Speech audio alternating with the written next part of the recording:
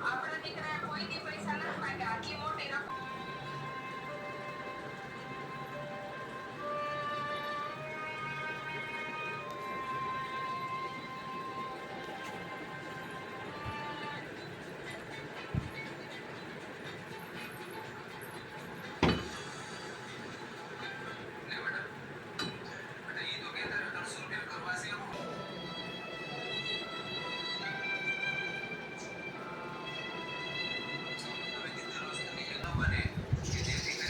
કમાયેલા રૂપિયા ખર્ચવા કરતા પેલું ગુમાવેલી વસ્તુ પાછી નથી મળતી.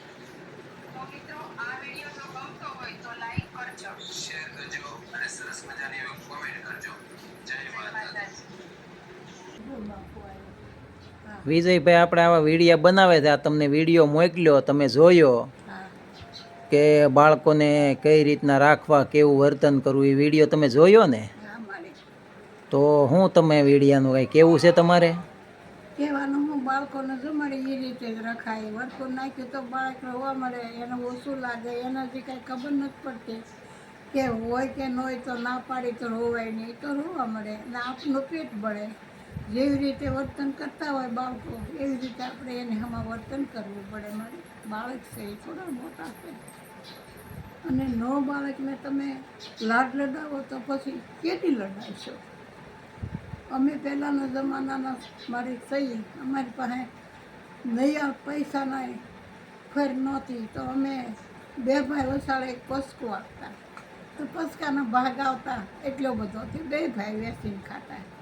અને ત્યારે તો મારી રૂપિયાનો 2 વર્ષ ભગવાનની દયા છે, કુદરતની મરજી એવી કે ત્યારે જે ભગવાને રસના રસાવી છે એ રીતે તમે બાળકોનો ઉછેર કરો. વિડીયો બહુ સારો લાગ્યો મારી.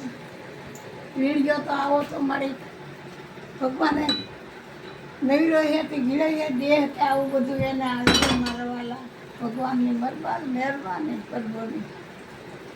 આવું જે બોલે ને આવું બધું હવે આ જમાના પ્રમાણે એણે વર્તન કર્યું અને બોલે છે એ ભગવાન એને બુદ્ધિ સદબુદ્ધિ આપી હોય તો બોલતો હોય ને મારી.